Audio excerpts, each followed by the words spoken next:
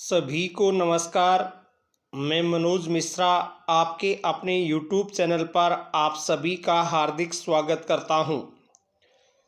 दोस्तों, कोचिंग में लिए गए ऑफलाइन टेस्ट के उत्तर हम पढ़ रहे हैं।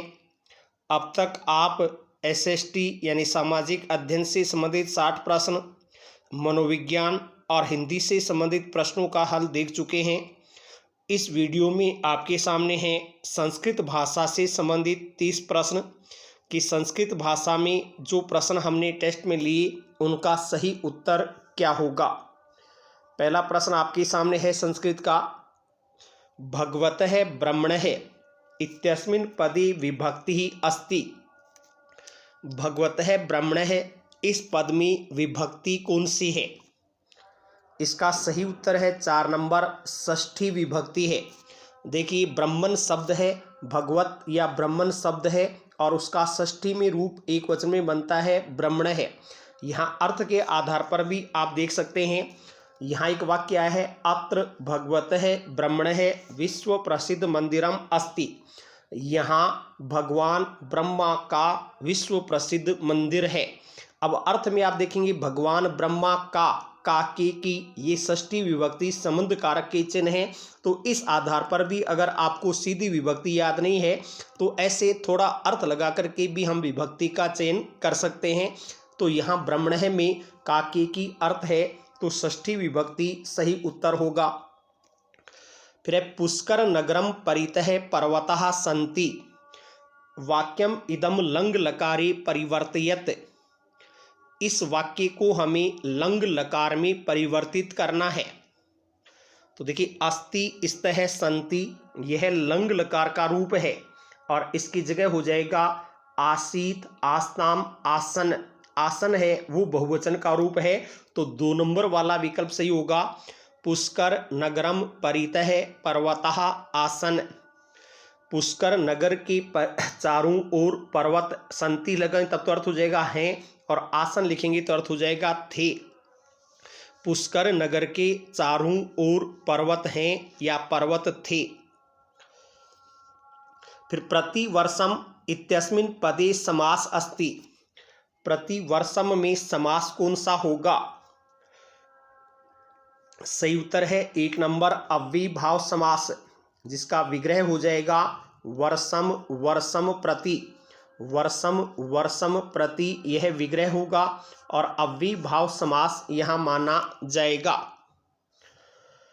पुष्कर क्षेत्रे पुरा अनेके ऋषयः तपः आचरितवन्तः। वाक्ये अस्मिन् अव्यय पदम अस्ति।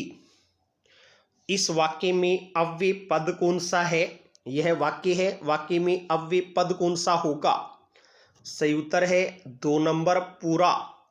पूरा यानी पहले, कि पुष्कर क्षेत्र में पहले अनेक ऋषि तपस्या करते थे, ऐसा अर्थ हो गया। तो पूरा पहले ये अव्यय है। अनेके ऋषि है, इसमें अनेके संख्यावाचक विशेषण के रूप में प्रयुक्त हुआ है।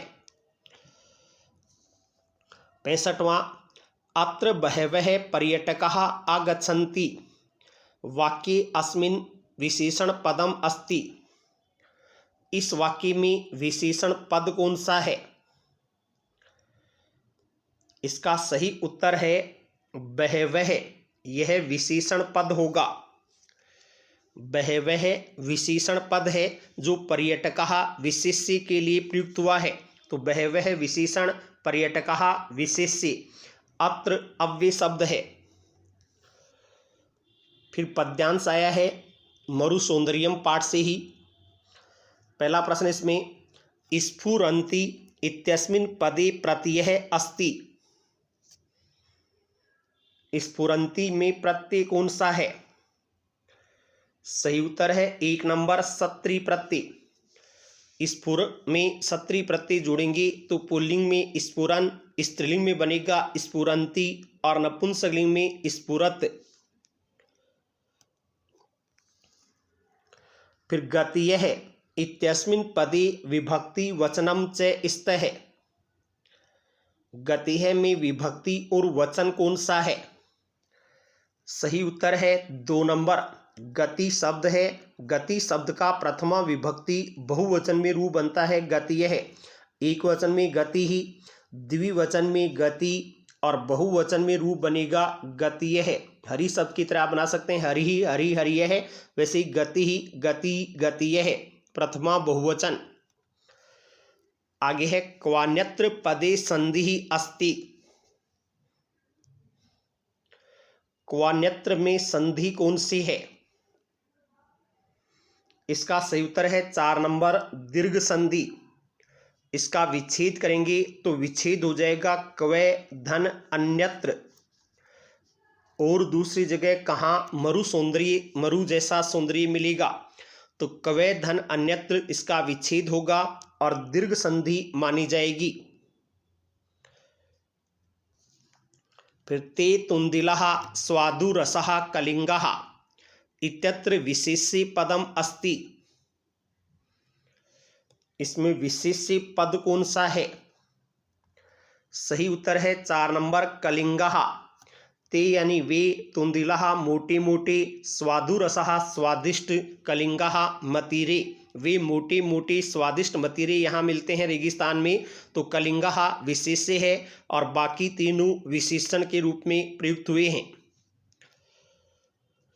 वर्षागमे चारु मरुम विहाय, ये ऊपर श्लोक आया है, वर्षागमे चारु मरुम विहाय श्लोके किम छंद है। इस श्लोक में कौन सा छंद है? ये जो श्लोक ऊपर लिखा हुआ है वर्षागमे चारु मरुम विहाय, इस श्लोक में पूरे में हमें छंद बताना है कि छंद कौन सा है। तो इसमें हमें उपजाति छंद प्राप्त होगा। 11-11 वर्ण होंगे और एक अलग अलग इसमें स्थिति भी प्राप्त हो जाएगी। इंद्र वज्रा उपेंद्र वज्रा का मिश्रण है, तो 3 नंबर उपजाति छंद सही उत्तर माना जाएगा।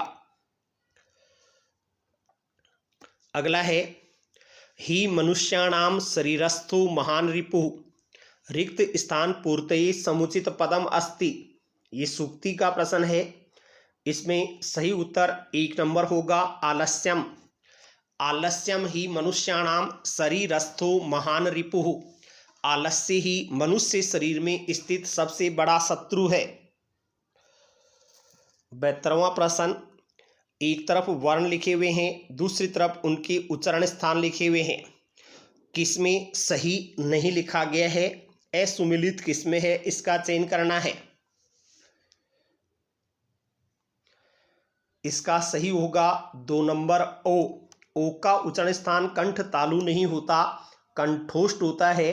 कंठोष्ठ होता तो ये सही हो जाता। ए ऐ का कंठ तालु और ओ औ का कंठोष्ठ होगा। फिर कस्मिन् विकल्पे सुवाच्य परिवर्तनम अभवत्, किस विकल्प में सही वाच्य परिवर्तन हुआ है। पहला है ताहा वदंती, ये सही है या गलत? तो ताहा का तृतीय में हो गया, ता भी सही है, लेकिन इसके साथ उद्यन्ते ये क्रियापद बहुवचन का नहीं आएगा, एक वचन में ही आता, ये बहुवचन होगा, भाववाच्य होगा, तो ताभिः उद्यते ऐसा होता तो सही मान लेते। फिर भवत्या गम्यते, इसमें भवत्या तृतीया में है, इसका एक वचन में प्रथमा में हो जाएगा, भवती सही लिखा हुआ है और इसके अनुसार क्रियापद गच्छति ये भी सही है, तो भवती गच्छति यह सही वाच्य परिवर्तन हुआ है। उर्दू में देखें तो आवाम क्रीड़ावह, आवाम का यहाँ अस्माभि रूप लिखा गया तृतीया का, ये गलत है। आवाम का होना चाहिए आवाभ्याम, मया आवाभ्याम अस्माभि। आवाम द्विवचन है, अहम आवाम वयम, तो इसमें भी आवाभ्याम होता तो सही हो जाता, इसलिए सही नहीं हुआ। और ते पत्राणि लिखन्ति, इसमें से तौ ते ये बहुवचन का पद है, इसमें तृतीया में बहुवचन होना चाहिए था तही, तेन नहीं, तही पत्राणि लिख्यन्ते ऐसा होता तो सही हो जाता, इसलिए 2 नंबर यहाँ सही उत्तर हो गया। 74वां प्रश्न, निम्न में से किस विकल्प में शुद्ध कारक विभक्ति प्रयुक्त हुई है।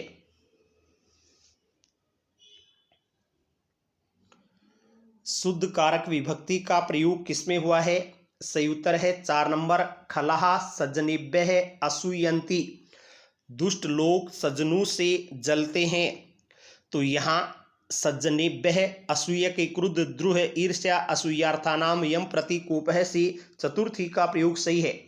बाकी पहले में क्रोशात की जगह होना चाहिए था क्रोशम, मार्ग के लगातार होने के अर्थ में द्वितीय का प्रयोग होगा, क्रोशम होता तो सही होता। और अधिसेते सेंग धातु से पहले अधि उपसर्ग जुड़ गया तो वैकुंठे में वैकुंठे नहीं द्वितीय विभक्ति का प्रयोग होता वैकुंठम, तो ये सही हो जाता।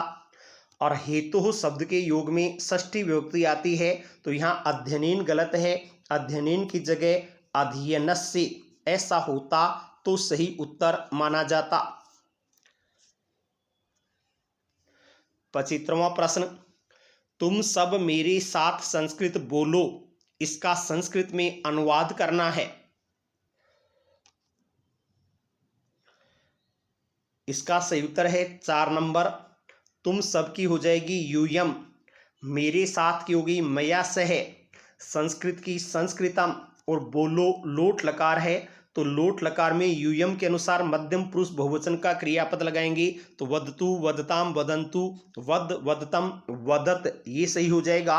तो यूयम मया सह संस्कृतम वदत 4 नंबर सही उत्तर हुआ। फिर है शिक्षण अधिगम सामग्री प्रयोगम कुर्यात, शिक्षण अधिगम सामग्री का हमें प्रयोग करना चाहिए।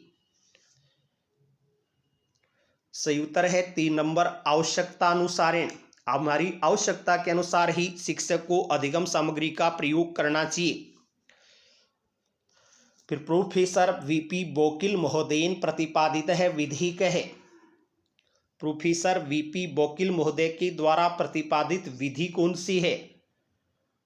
सही उत्तर है 1 नंबर, प्रत्यक्ष विधि। प्रत्यक्ष विधि का प्रतिपादन संस्कृत में बोकिल महोदय के द्वारा किया गया था।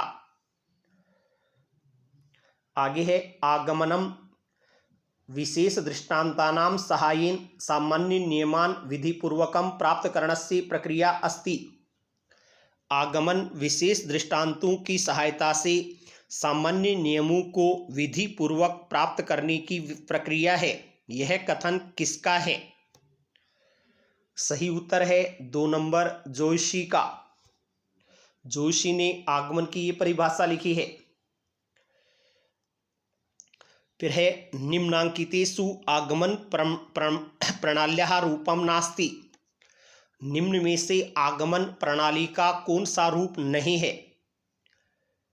आगमन प्रणाली के 2 रूप माने जाते हैं, एक सहयोग प्रणाली, एक प्रयोग प्रणाली। और सहयोग प्रणाली को ही समवाय प्रणाली भी कहा जाता है, प्रयोग प्रणाली को सिद्धांत प्रणाली कहते हैं।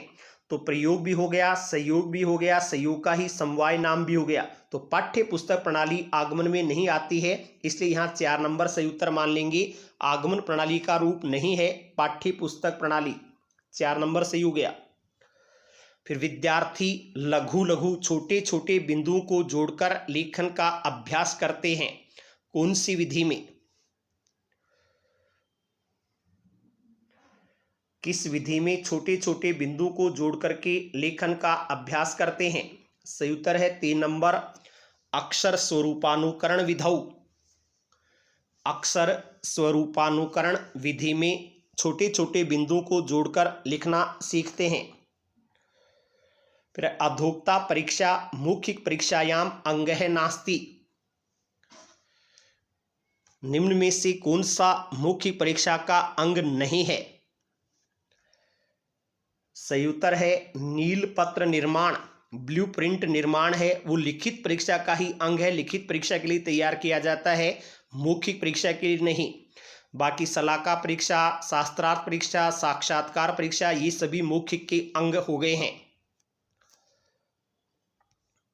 फिर वस्तुनिष्ठ परीक्षायाः गुणः न अस्ति, कौन सा एक वस्तुनिष्ठ परीक्षा का गुण नहीं है? इसका सही उत्तर है 4 नंबर, छात्राणाम हस्तलेखन आदि परीक्षणम भवति। वस्तुनिष्ठ परीक्षा में छात्रों के हस्तलेखन का परीक्षण संभव नहीं होता, छात्र लिख करके कोई उत्तर नहीं देते हैं, केवल एक शब्द में या विकल्प में ही उत्तर देते हैं, तो हस्तलेखन का परीक्षण संभव नहीं है, ये इसका गुण नहीं होगा। फिर प्रायोजना विधि का तृतीय चरण कौन सा है?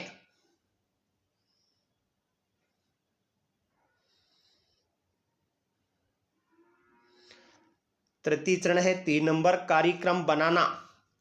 पहली परिस्थिति उत्पन्न करना, फिर समस्या का चयन करना, फिर कार्यक्रम का निर्माण करना, कार्यक्रम को व्यावहारिक रूप देना, फिर उसका समीक्षा मूल्यांकन करना और फिर विवरण लिखना।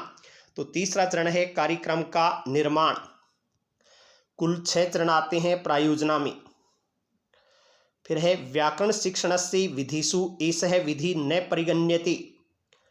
निम्न में से एक कौन सी व्याकरण शिक्षण की विधि नहीं है? सही उत्तर है 3 नंबर, तुलना विधि। इस विधि का प्रयोग उच्च स्तर पर पद्य शिक्षण या कविता शिक्षण में किया जाता है। आद्य विशेषणम योज्यम विशेष्यम तदनंतरम त्वा नमूल्य प्रभृतिवम पूर्वम भवेत, ये किस विधि का लक्षण है? विशेषण, विशेषी, त्वा, मूल आदि प्रत्यय, ये सभी व्याकरण के अंग हो गए और व्याकरण संबंधित प्रश्न दंडान्वय विधि में किए जाते हैं। पद्य शिक्षण की विधि है दंडान्वय और खंडान्वय। तो दंडान्वय में व्याकरण से संबंधित प्रश्न होते हैं और खंडान्वय में विषय वस्तु से संबंधित प्रश्न होते हैं। शब्दकोश वृद्धि सर्वाधिकम उपयुक्तम साधनम अस्ति। शब्दकोश वृद्धि के लिए सर्वाधिक उपयुक्त साधन कौन सा है? सही उत्तर है 1 नंबर, गद्य शिक्षण। गद्य शिक्षण में ही नए नए शब्दों का ज्ञान प्राप्त होता है, जिससे हमारे शब्दकोश में वृद्धि होती है। फिर पठन कौशलस्य विधि उचितः क्रमः कः। पठन कौशल विधि का सही क्रम कौन सा है? सही क्रम कौन सा माना जाए? पठन कौशल हमेशा सरल से कठिन की ओर चलना चाहिए। तो 1 नंबर, पहले वर्ण, वर्ण से पद और पद से वाक्य होगा तो सही क्रम माना जाएगा। 88वां प्रश्न, कक्षा शिक्षण में छात्रों का उच्चारण अभ्यास करवाना है, वो किस शिक्षण अधिगम साधन से किया जा सकता है? उच्चारण का अभ्यास कौन से शिक्षण अधिगम साधन से संभव है? इन दिए गए विकल्पों में 4 नंबर सही उत्तर होगा ध्वन्याभिलेखनेन। ध्वन्याभिलेखन है टेप रिकॉर्डर। टेप रिकॉर्डर के माध्यम से हम उच्चारण का अभ्यास करवा सकते हैं। मानचित्र, रेखा चित्र, ये सभी दृश्य साधन है, इसमें उच्चारण नहीं होता। पाठ्य पुस्तक भी दृश्य है। फिर व्यापक मूल्यांकन नाम किसका है? किसको हम व्यापक मूल्यांकन कहेंगे? सही उत्तर है 2 नंबर, शैक्षणिक और सह शैक्षणिक क्षेत्रों का आकलन करना ही व्यापक मूल्यांकन है। आगे है पारायण विधौ प्राधान्यम भवति। पारायण विधि में किसकी प्रधानता होती है? इसका भी सही उत्तर पठनस्य, पठन की प्रधानता होती है। पारायण विधि में पठन की ही प्रधानता मानी जाएगी। पठनस्य, लेखनस्य, श्रवणस्य, भाषणस्य, ये विकल्प हैं, इनमें से पठन की प्रधानता 1 नंबर विकल्प सही उत्तर मान लिया जाएगा। ये अपने संस्कृत भाषा से संबंधित 30 प्रश्न थे। यदि प्रश्न आपको अच्छे लगे हैं तो सभी वीडियो को लाइक करें, शेयर करें, कमेंट बॉक्स में अपने कमेंट भी अवश्य लिखें। और यदि अभी तक आपने चैनल को सब्सक्राइब नहीं किया है तो चैनल को अवश्य सब्सक्राइब कर लें। इस चैनल के माध्यम से आपको रीट परीक्षा के लिए बहुत कुछ प्राप्त होने वाला है। सभी का धन्यवाद।